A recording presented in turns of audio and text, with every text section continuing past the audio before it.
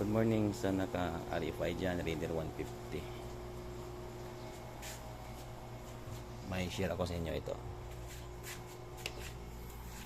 Ito yung mugs ng Gen 1 na mugs. Yung problema nito, ang Gen 1 na mugs, i-compare mo sa original. Ito yung original na na mugs sa Raider RFI. Mo ni siyang original.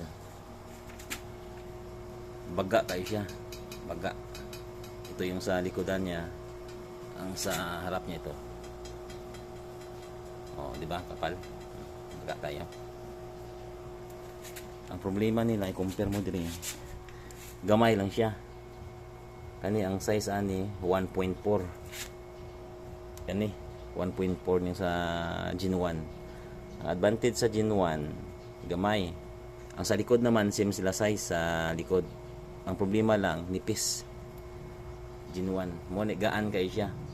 Hatak, panghatak nimo, tungod gamay lang diferensya sa naka-rimset. Ang problema lang pud ani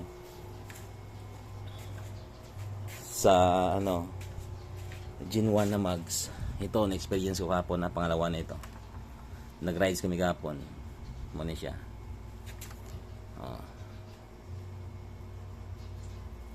Dili nang tawa mo ni ang humo kay siya. Ang una dati mo ni siya, mo ning una pininturahan ko, hindi na wala na nagmatso. Wala na nagmatch sa color niya dati, yellow. Butang ko karon delikado jud ay siya. Mo ning una niya pinturahan ko, gidok-dok na ko ni martilyo mo ni. Di man jud makaya bisag machine shop ni mo ni. Mugas-gas mong gyapon. Gahapon naman nag-rides ko mo naman problema niya, tawa tutukin niya, gi dok na ko ni og martilyo ani kagani pa daw. Mo ni ang idok ng martilyo. Muna be honest lang tayo, sa naka Gen 1 na mugs mas maayo pa na lang kamo tong original niya na lang, mag back to stock ako original. Ito yung stock niya kay baga kayo para safety ba sa biyahe. Mga i-repaint ko na lang balik ni same color para safety kayo.